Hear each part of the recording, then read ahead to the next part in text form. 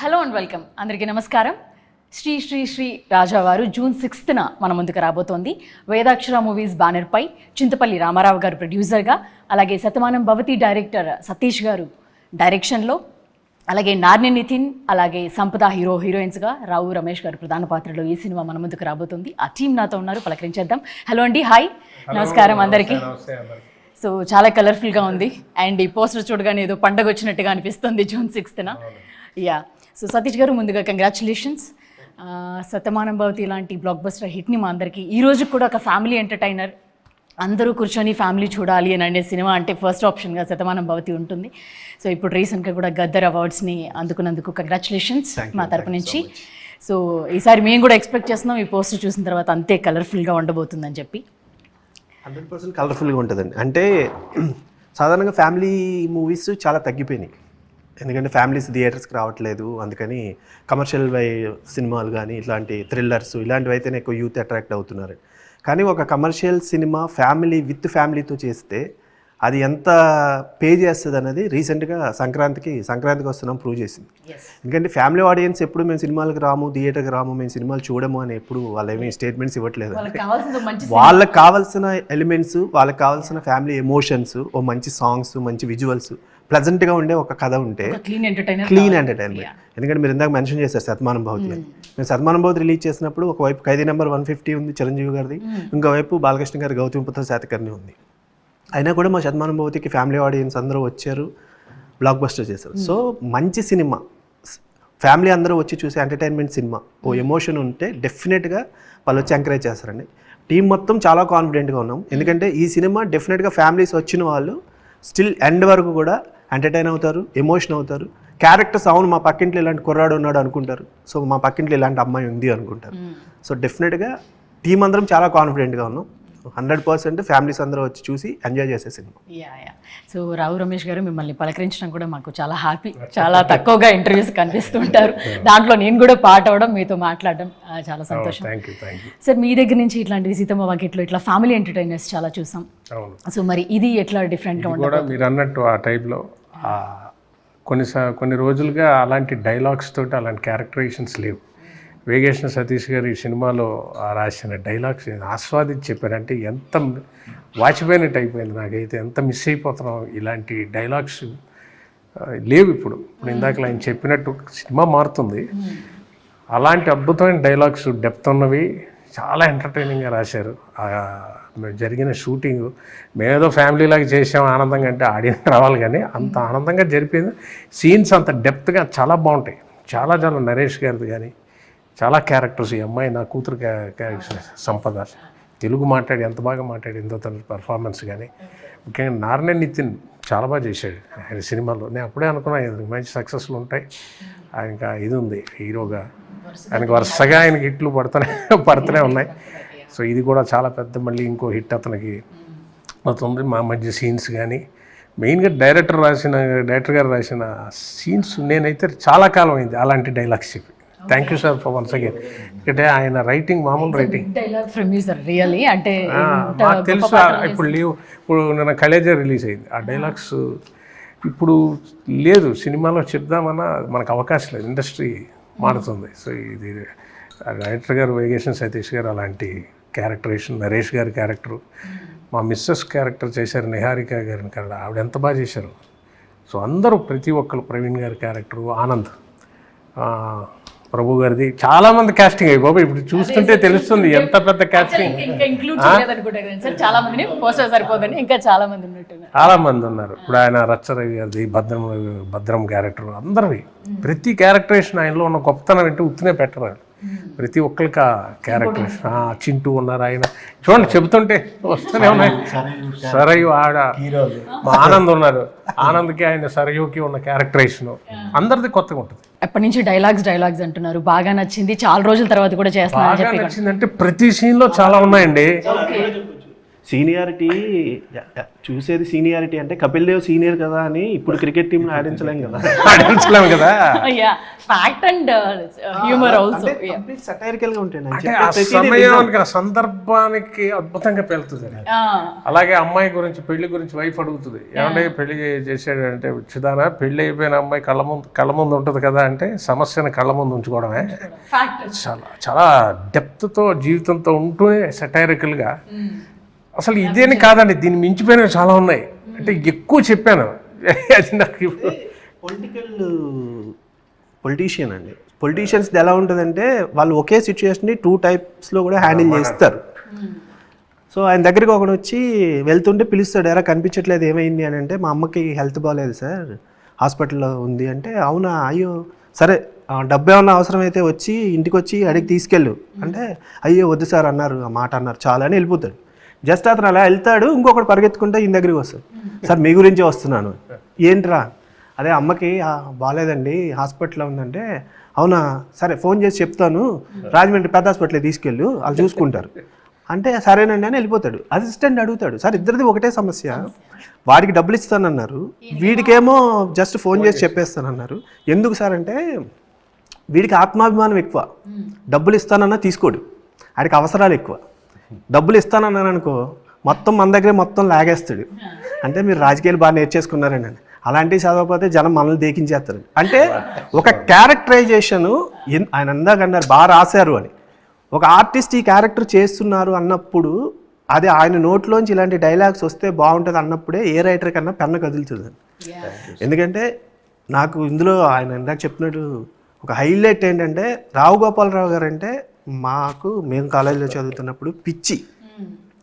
Yamagola dialogues అవ్వచ్చండి, ముత్యాలు, ఆయన timing వేరు, ఆయన టైమింగ్ ఈయనకు ఉంది. నా అదృష్టం ఏంటంటే వీళ్ళిద్దరిని ఒకే స్క్రీన్లో చూపించే అవకాశం లేదు, కానీ నేను ఒక సీన్ అలా డిజైన్ చేసుకుని వీళ్ళిద్దరూ ఒకే సీన్లో ఉంటారు. ఆయన టీవీలో ఉంటారు, ఈయనేమో ఆ టీవీ చూస్తూ మధ్యలో సమస్య జరుగుతుంది, మధ్యలో సమస్య జరుగుతుంది. సర్ప్రైజ్ మూమెంట్ అండి. ప్లస్ ఆయన కనెక్ట్ చేసిన, అదే నేను చెప్పాను, చేస్తుంటే కనెక్ట్ చేసిన విధానం అది సిచ్యువేషనల్గా ఉంటుంది. రాయాలని రాసినట్టు ఉండదు సీను, కోరుండి ఒక డైలాగ్ కోసం సీన్ రాయరు ఆయన, ఆ సిచ్యువేషన్ ఇమిడియట్గా రాయడం అది చాలా మెచ్యూరిటీ నా ఫీలింగ్. ఇప్పుడు అది చెప్పాలంటే అది చూస్తే ఆస్వాదించవచ్చు. యమగోళలో కూతురు సమస్య జరుగుతుంటుంది, కోసం అంతగానే కదా పతివ్రత క్వాలిఫికేషన్స్కి ఏమి ఇది నాన్నగారిది అక్కడ జరుగుతుంటుంది, ఇక్కడ ఇదే మ్యాటర్ ఇక్కడ చెప్పి ఇదే అది నా హానర్ అన్నమాట నాన్నగారితో. చూడండి ఒకప్పుడు రావు గోపాలరావు అబ్బాయి ఏంటా ఏం చేస్తావు నువ్వు అంటే ఇంటిలో పారిపోయి ఉండే ఎవరైనా వస్తే భయానికి, సీతం వాకిట్లో ఉంటుంది అది. ఇలా ఏం చేస్తున్నావు అంటే ప్రతి వాళ్ళకి వస్తుంది ఆ సమస్య, ఏం చేస్తున్నావు అని అడుగుతారు ఫస్ట్. ఏం చేస్తున్నావు అంటే ప్రతి వాడికి ఒక గ్యాప్ ఉంటుంది ఒక పీరియడ్లో, చెప్పలేము అది. అందులో ఈ ఫీల్డ్లో సక్సెస్ అయితే కానీ జనం చెప్పాలి, సార్ ఈ క్యారెక్టర్ బాగుంది సార్ అని. నన్ను చూసారా సినిమాలో మనం చెప్పుకుంటున్నాం అంటే ఎక్కడ అందులో ఉన్నావా అంటే మనం ఇంకా ఇందులో రిజిస్టర్ అవ్వలేదు, 20 ఏళ్ళైనా 30 ఏళ్ళైనా. వాళ్ళు చెప్పేది వాళ్ళు ఇచ్చే గౌరవం ఇస్తేనే ఇండస్ట్రీలో మనం ఉన్నట్టు. సో అలాంటి ఓ పరిస్థితుల్లో మనం ఏంట్రా రావు గోపాలరావు అబ్బాయిగా ఏం చేస్తాను, వాళ్ళ నాన్నగారి డైలాగ్కి యమగోళ ఆయన పెట్టి మధ్యలో నేను యాక్ట్ చేస్తూ అది ఒక గొప్ప అనుభూతి. ఆ ఫీల్ నాకు డైరెక్టర్ గారు కనెక్షన్ అనేది చాలా బాగుంది. అంటే సిచ్యువేషన్ సేమే, అది ఆయన ఎప్పుడో యమగోళలో 79, 78లో చేసిన సినిమా, దాన్ని మేము దీనికి ఇప్పటికీ కనెక్ట్ చేసాం.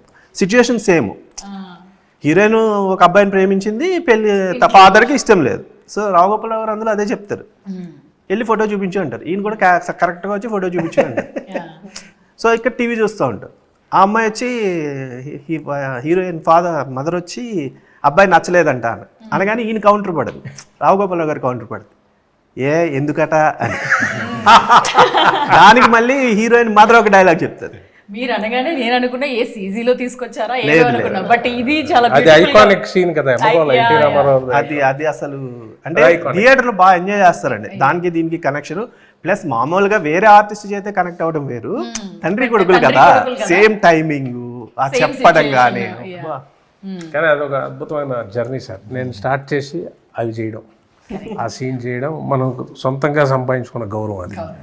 అది ఎప్పుడు వచ్చింది, ఎన్నేళ్ల తర్వాత వచ్చింది. నేను ఇందాక మీరు అన్నట్లు మీ గురించి వచ్చే ముందు చూస్తూ ఉంటే డీటెయిల్స్ అంతా ఫస్ట్ సినిమా అప్పుడు డైలాగ్సే లేకుండా ఒక మూవీలో సైలెంట్గా ఉంటే తర్వాత చాలా కాలం పాటు పాత్రలు రాలేదు అనేసి అది చదువుతూ వచ్చాను అది. సో అక్కడి నుంచి ఈ జర్నీ ఇన్ని వందల పాత్రలు చేసుకుంటా రావడం, ఒక ఐకానిక్ పర్సనాలిటీగా తెలుగు ఇండస్ట్రీలో నిలబడడం అనేది నిజంగా డైరెక్టర్స్ ఇచ్చారు అప్పుడు వాళ్ళ అలాంటి రైటింగ్ అప్పుడు జరిగింది. ఇప్పుడు వేరే ఆయన అన్నట్టు చాలా మారింది కదా సార్, అలా మారిపోయింది. వైలెన్స్ బేస్డ్కి వెళ్ళి అంటే ఇండస్ట్రీ మరి ఇవాళ మార్పు తగ్గట్టు వెళ్ళాలి, అవి దూరం అయిపోతున్నాం వాటికి. సో లక్కీగా నేను ఆ సమయంలో చేయడం జరిగింది, అది అదృష్టంగా భావిస్తున్నాను. మామూలుగా సార్ డైలాగ్స్ అన్నీ కొన్ని సినిమాల్లో ఇంకా పేలుతూనే ఉంటాయి. ఇప్పుడు కూడా సోషల్ మీడియాలో వీడిని ఎవరికైనా చూపించంటారా కొంచెం ఇలాంటివి కానీ ఇట్లాంటివి ఏవో ఖచ్చితంగా అవి కంటిన్యూగా అందరూ వాడుతూనే ఉంటారు.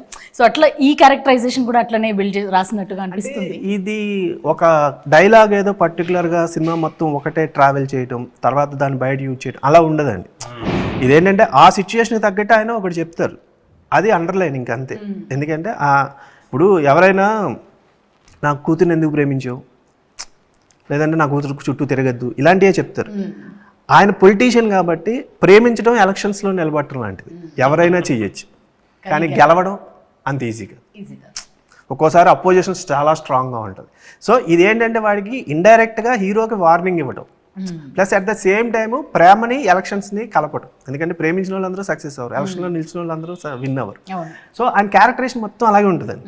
అంటే ఎక్కడైనా సరే చాలా logically very entertaining, it's not serious, very entertaining. అది ఆయన పెన్న తాలూకా బలం. నేను చాలా కాలం మిస్ అయింది చెప్పి, అందుకు ఆస్వాదించి చెప్పాను. డబ్బింగ్ చెప్తూ కూడా అంత ఎంజాయ్ చేసి చెప్పి ప్రతిసారి అరిచేసేవాడు అందులో, సార్ ఏంటి సార్ ఇలాంటి. అది ఇప్పుడు టక్కని చెప్పమంటే కాదు, చూస్తే ఆస్వాదిస్తారు. సో మీకు ఎలా అనిపిస్తుందండి? సో హ్యాట్రిక్ మళ్ళీ హ్యాట్రిక్ కొట్టిన నారాయణ నితీష్ యాడ్ అవుతున్నారు, అలాగే రావు రమేష్ గారు అండ్ నేషనల్ అవార్డు అందుకొని ఇప్పుడు గదర్ ఇంత బ్యూటిఫుల్ టీమ్ జాయిన్ అయింది, మీకు వచ్చింది. సో ఏంటి మీరెంత కాన్ఫిడెంట్గా ఉన్నారు? డెఫినెట్గా, ఎందుకంటే హిట్ ఫార్మాట్లో ఉన్న వాళ్ళు అందరూ ఆల్రెడీ నేషనల్ అవార్డు కొట్టున్నారు.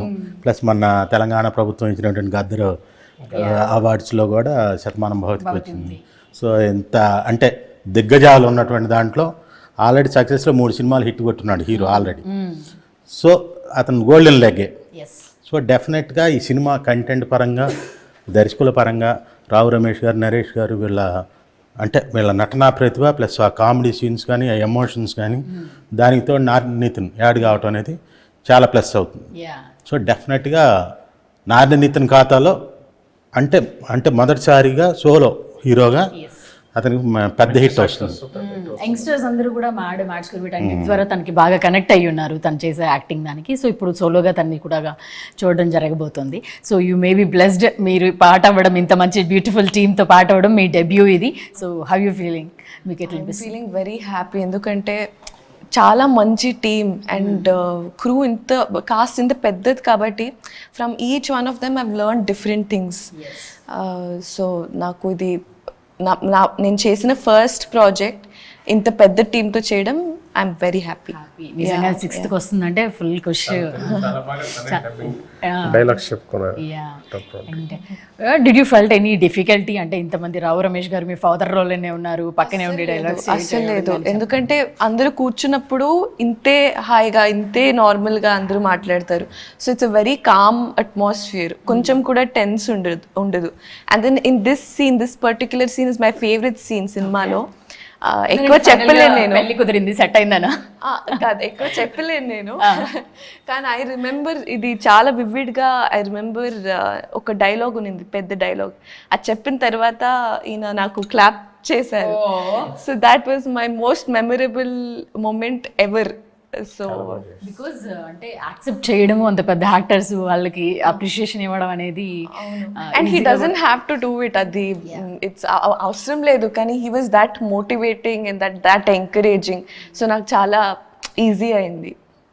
సరే ఇప్పుడు ట్రైలర్ వెకేషన్ గారి సెట్ అందరూ హాయిగా ఉంటుంది. షూటింగ్ ఆయన అలా క్రియేట్ చేస్తుంది సార్. అంటే ఒక సామాన్యంగా హాయిగా ఆయన చూసి అలా ఉంటుంది. అదేం పెద్ద ఇది ఉండదు, బిల్డప్ ఏమి ఉండదు. అందరం ఫ్రెండ్లీగా ఉంటాం ఆయన సెట్లో.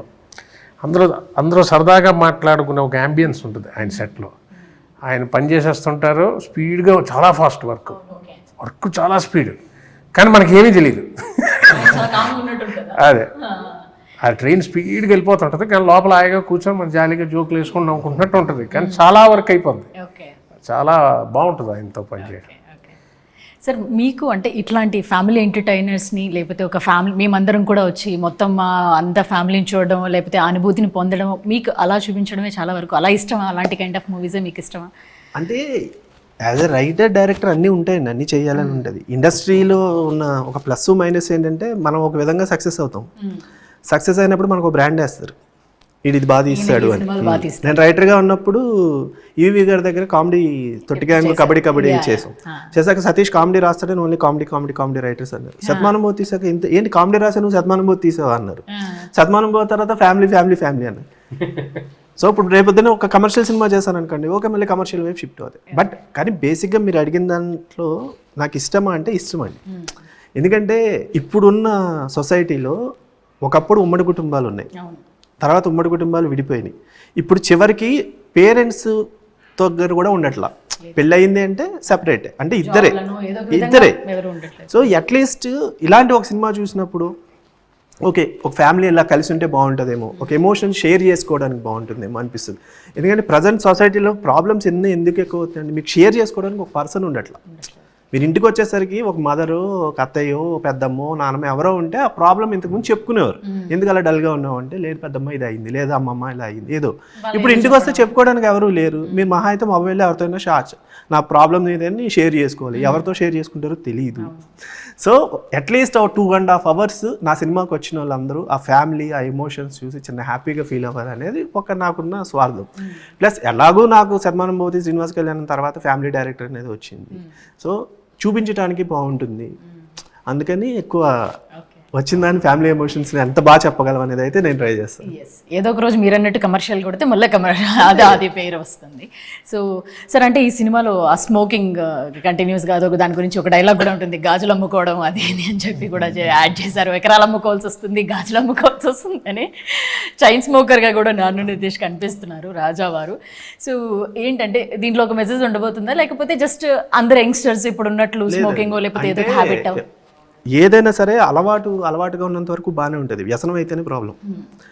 సో ఇప్పుడున్న చాలామంది ఏంటంటే ఏదైనా అలవాటు చేసేసుకుంటున్నారు, దాని నుంచి వ్యసనానికి వెళ్ళిపోతున్నారు తప్ప దాని నుంచి బ్యాక్కి రావట్లేదు. సో లైఫ్ చాలా ఉంది యూత్కి. ఇప్పుడు ఒక 60-50s తర్వాత ఎవరైనా అలవాటు చేసుకున్నారు అనుకోండి, వాడికి ఉండే లైఫ్ స్పాన్ 10-15 ఏళ్ళు ఉంటుంది. అప్పటికి ఎంతో కొంత సాధించి ఉంటాడు కాబట్టి okay. But very young generation 15-16 నుంచే అలవాట్లకి ఇదైపోతే రేపొద్దున మిమ్మల్ని నమ్ముకున్న ఒక ఫ్యామిలీ ఉంది. సో రేపు పెళ్లి చేసుకుంటే మీకు ఒక ఫ్యామిలీ వస్తుంది. సో ఇలాంటివన్నీ ఉన్నప్పుడు సాధ్యమైనంత వరకు ఇలాంటివి వదిలేయండి. ఎందుకంటే నరేష్ గారిది ఎండ్లో ఒక డైలాగ్ ఉంటుందండి, ట్రైలర్లో కూడా ఉంది. మనిషి గెలవడం అంటే తనని తాను గెలవడం. అంటే ఇప్పుడు మనకున్న దాని నుంచి మనం మార్చుకుంటేనే కదా మనం గెలిచినట్టు. నాకు ఒక అలవాటు ఉంది, నేను దాన్నే పట్టుకుని ఉంటే అలవాటు చేతిలో నేనుంటా. ఒక్కసారి నేను అలవాటు వదిలేసాను అంటే నా చేతిలో నేనుంటా. సో మీ చేతిలో మీరుంటారా, అలవాటు చేతిలో మీరుంటారా, అది తెలుసుకోండి అని చెప్పేది. అలాగని ఇదేదో మొత్తం స్పీచ్లు పట్టుకుని సిగరెట్లు మానేయండి అది కాదండి. ఎంటర్టైనింగ్గా చెప్తూ ఎమోషన్ తెలియజేసేలా. ఎందుకంటే ఒక సీన్ ఉంటుంది హీరోకి, చాలా బాగా చేస్తారు. అంటే నితిన్ ఫస్ట్ అనుకున్నప్పుడు యాజ్ అ డైరెక్టర్ ఎక్కడో చిన్న ఉంటుందండి, హీరోతో వెళ్తున్నాము, కొత్త హీరో, యాక్షన్ సీక్వెన్స్లు, సాంగ్స్ ఇలాంటివి చేసేస్తారు. సాధారణంగా అవి ప్రిపేర్ అయి ఉంటారు, నేర్చుకుంటారు. కాబట్టి ఒక ఎమోషన్ సీన్ చేయడం అంటే, ఎమోషన్ సీన్ చేస్తే ఏమవుతుందంటే థియేటర్లో ఆ ఆర్టిస్ట్కి మనం కనెక్ట్ అవ్వకపోతే నవ్వేస్తారు. ఇప్పుడు రావు రమేష్ గారు ఏదైనా ఒక ఫీల్ చెప్తుంటే మనకి ఎందుకు ఆ ఫీల్ వస్తుందంటే ఆ ఫీల్ మనం కూడా అనుభవిస్తుంటాం అయ్యో అని. ఇప్పుడు ఆ చేసే ఆర్టిస్ట్ అది చేయలేదనుకోండి, మనం కనెక్ట్ అవ్వం. ఎమోషన్ కనెక్ట్ అవ్వకపోతే డెఫినెట్గా నవ్వేస్తారు థియేటర్లో.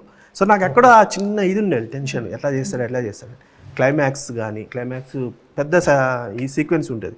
ఎందుకంటే ఫాదర్తో మాట్లాడాలి, ఫాదర్ దగ్గర నుంచి మాట్లాడి మళ్ళీ రావు రమేష్ గారి దగ్గర వచ్చి మాట్లాడాలి.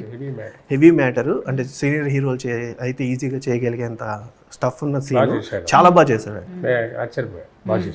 చాలా బాగా చేస్తాడు. అంటే ఇప్పుడు మనం రాసిందైనా ఏదైనా ఎవరైతే ఆర్టిస్టులు ఉన్నారో వాళ్ళు చెయ్యగలిగితే అది డెఫినెట్గా నెక్స్ట్ లెవెల్ ఉంటుందండి.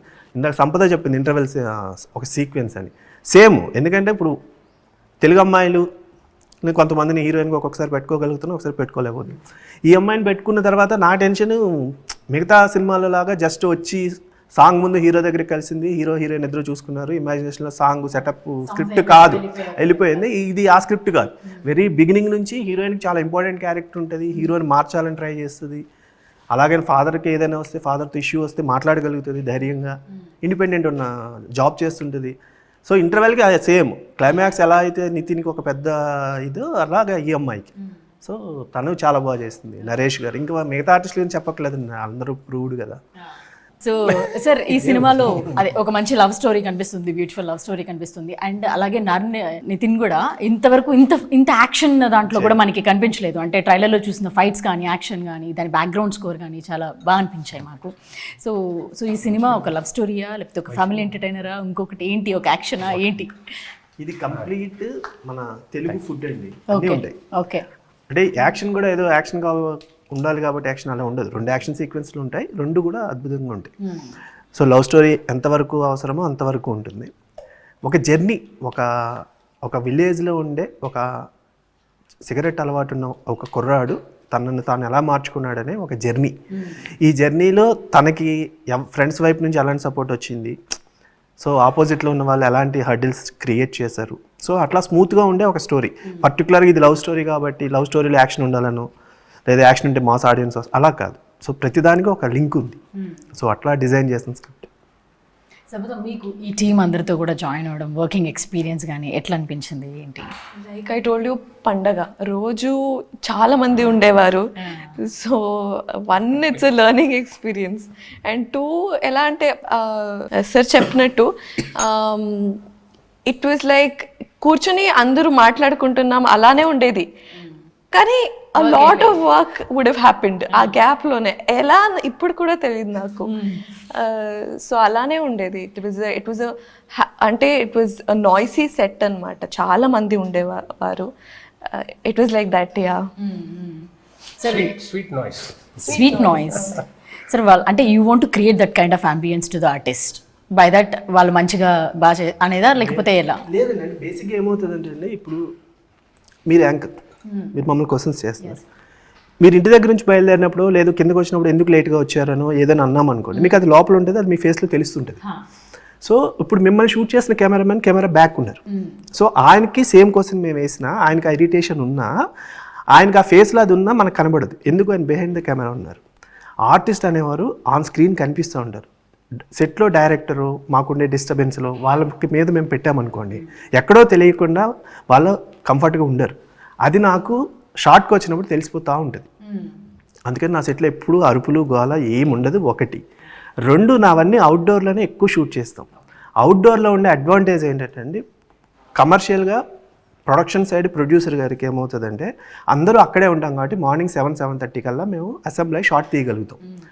అదే మీకు ఇక్కడ సిటీలో ఉందనుకోండి, అందరూ వచ్చేసరికి టైం పడుతుంది. అది ప్రొడక్షన్ సైడ్ కాస్ట్ పెరగడానికి రీజన్ అవుతుంది. 2 ఆర్టిస్టుల కంఫర్ట్ ఎలా ఉంటుందంటే, ఇప్పుడు ఇక్కడ ప్యాకప్ చెప్పామనుకోండి, ఎవరింటికి వాళ్ళు వెళ్ళిపోతారు. ఇప్పుడు రావు రమేష్ గారు మేము అందరం ఒకే షాట్ ఉండేవాళ్ళం ప్యాకప్ అయిన తర్వాత కూడా. సో ఈవినింగ్ మళ్ళీ కలుస్తూ ఉండేవాళ్ళు, మార్నింగ్ జరిగిన షూట్ గురించి మాట్లాడుకుంటూ ఉండేవాళ్ళు. సో మళ్ళీ మార్నింగ్ అదే అంటే ఒక 30-40 డేస్ ఒక చోట అందరూ ఉంటే తెలియకుండా అందరి మధ్యన ఒక ఎఫెక్షన్ ఉంటుంది, బాండింగ్ పెరుగుతుంది. ఆ బాండింగే నాకు సెట్లో ఉండేది కనిపిస్తుంది. అందుకని వాళ్ళు ఏంటి, షార్ట్ అయిపోయింది, షార్ట్ ఓకే అంటే ఎవరికాలు క్యారవాన్కి వెళ్ళేవారు కదా, ఎందుకంటే అందరూ అక్కడే అలవాటు కాబట్టి కూర్చొని మాట్లాడుకుంటూ ఉండేవారు. నాకు అదే అట్మాస్ఫియర్ చెప్పినట్టు. అలాగే అక్కడ వీళ్ళ ఊరు పక్కనే మన అజయ్ భూపతి గారి ఊరు ఆర్చరీ, ఆయన వచ్చి RX 100 అందరినీ మొత్తం యూనిట్ని డిన్నర్కి అద్భుతమైన డిన్నర్ పెట్టి, ఇంకా ఆతిథ్యం ఎలా ఉంటుందండి రాజులది చెప్పక్కర్లేదు కదా. వాళ్ళు ఇంకా ఆ రోజు అందరం యూనిట్ అందరూ వెళ్ళి సరదాగా, అదొక మంచి అనుభూతి అండి. శ్రీ రాజా గారు చాలా మంచి. మీకు ఇంకోటి, మీరు ఆయన డైరెక్టర్ గారు చెప్పినట్టు యాక్షన్ ఫిల్మ్స్ ఈ పెద్ద హీరో పిక్చర్స్లో ఇవాళ పాన్ ఇండియా అని అయింది, అందరూ వేరే యాక్టర్స్ ఉంటారు, బికాజ్ వెళ్ళేది మెయిన్ హీరో కోసం వెళ్తారు. బట్ మొన్న కోర్టు చూశారు మీరు, అది ఇప్పుడు అలాంటివి చెప్పాలంటే మీడియం స్కేలు, చిన్న సినిమాలు మీడియం ఆథెంటిక్గా చెప్తేనే, అంటే మనకు భాష ఎక్స్ప్రెషన్ వచ్చిన వాళ్ళు చేస్తేనే వాడతాయి. మీరు అలాంటి పిక్చర్స్లో పాన్ ఇండియా లాంటిది లోపల పెడితే ఆడవండి. అది హీరో వల్ల ఏమి జరిగినా భరిస్తారు. బట్ ఇలాంటి వాటికి ఇప్పుడు ఈ సినిమా వీళ్ళు తెలుగు ఆథెంటిక్గా తీస్తేనే ఎమోషన్ వెళ్తుంది. ఆ రాసిన డైరెక్టర్స్ రాసిన ప్రతి భావం కానీ అలాగే ఈ పిక్చర్ ఉంటుంది. ప్రతి డైలాగ్ అంత ఎంటర్టైనింగ్గా ఉంటుందో ఆస్వాదిస్తారు. నరేష్ గారిది మా సీన్స్ చిన్న చిన్నవి జరిగేవి చాలా బాగా రాశారు ఆయన. అది అనుభవం ఉంటే కానీ మనకి ఆ ఊర్లోకి తీసుకెళ్ళిపోతారు మొత్తం కూర్చున్న ఆడియన్స్ని. ఎక్కడ సార్ వేరేట్లోకి ఎక్కడ sir shooting? Atreyapuram. Okay okay okay. So నిజంగా నా ట్రైలర్ చూసినప్పుడు కానీ ఆ పల్లెటూరులోకి వెళ్ళిన ఫీలింగ్ వచ్చింది. ఆ అనుభూతిని కూడా ఖచ్చితంగా ఇంతమంది అందరితో కలిసి చూడడం అనేది మాకు కూడా మీరు అన్నట్లు మా వాళ్ళందరినీ కలవడము లేకపోతే ఒక మంచి సినిమాని చూసామన్న అనుభూతితో మేము అందరం కూడా ఖచ్చితంగా బయటకు వస్తాం.